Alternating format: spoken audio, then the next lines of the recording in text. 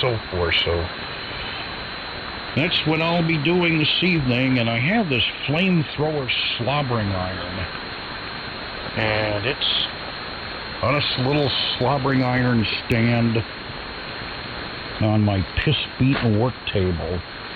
And the problem is everything here is so tight, and the power cable for the slobbering iron drapes down in front. Sure, my foot hooks into the cable, and whoop! So it yanked the slobbering iron, my multimeter, and everything onto the floor. And then there's the smell of burning plastic, so I had to think quickly. So now I'm going to anchor that bitch down to the table with a sturdy JS-ment. So I'm going to be busy doing that. W2BTK from WA1HLR. Yeah. Good afternoon, early evening, whatever, everybody.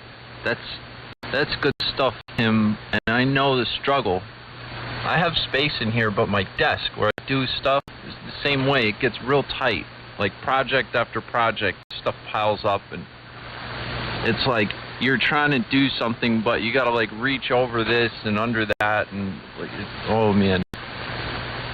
I get kind of hot sometimes, and I gotta walk away when it gets like that. And I'll just bulldoze everything off the desk, like I guess you're doing to that rig. But hey, I wanted to let you know that your guess was exactly right. It was one of my caps on the output, connected to the tank and plate of the 810s. The other one is fine.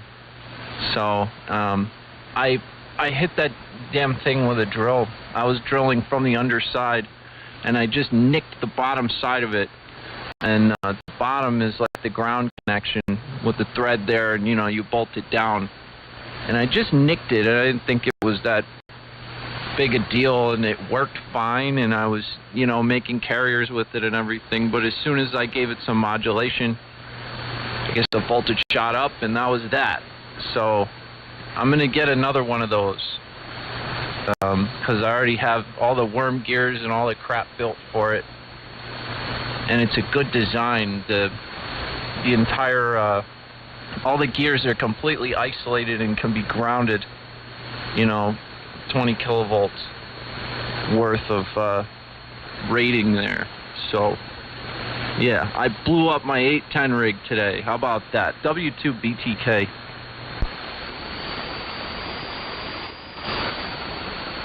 How'd you blow it up? What'd you do? I just told you. That's a sad story. Oh, well, you said you blew it up after you told the story, so I thought you were leading into another story. Were there fireworks, flames? Yeah. Oh, my God. That cap, it was shaking and jumping around violently, like in there as it was failing, and then that stopped.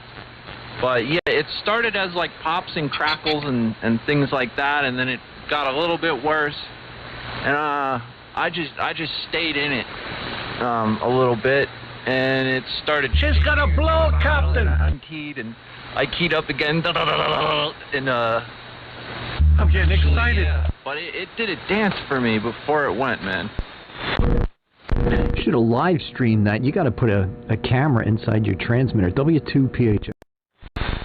God, I wanted to make sure. I want to try again just to make sure it's going to blow up again.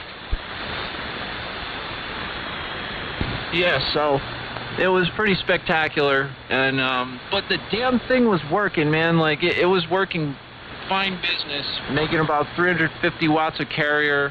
The tank coil wasn't quite correct, but it was dipped, and it was doing okay. So I decided to modulate it, and yeah, there you go. There was the result with that bad capacitor in there.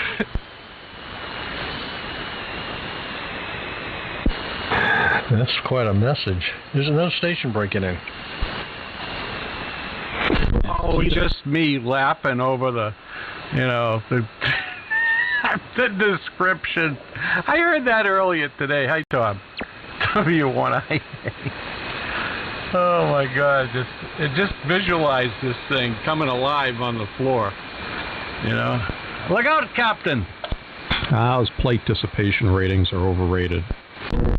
I'm picturing a washing machine that's got its load a little unbalanced and it's just wobbling around. W2PHL. He said load. Honestly, that's kind of what it was like, Phil. And Clark, this plate current meter that you gave me, I had that thing laying over in the corner a couple times during that little experiment.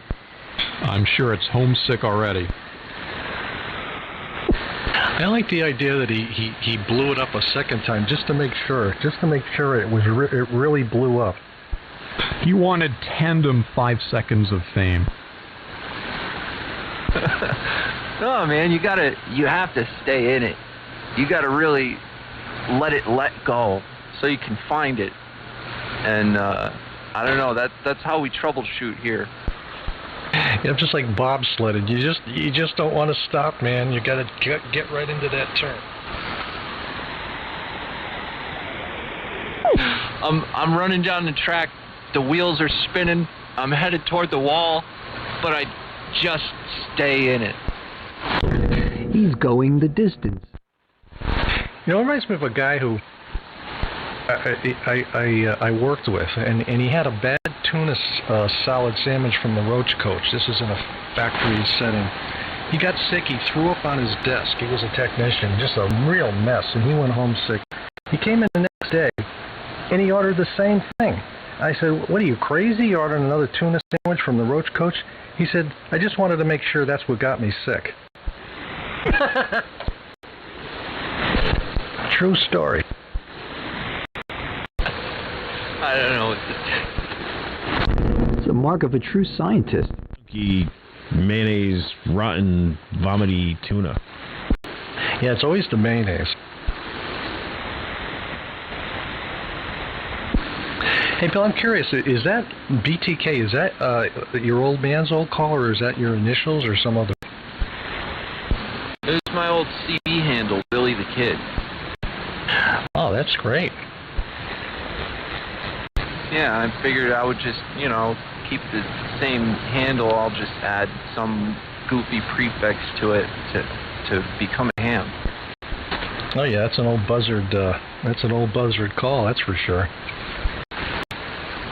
Yeah, it's a vanity call. I've had a few call signs. I started out with the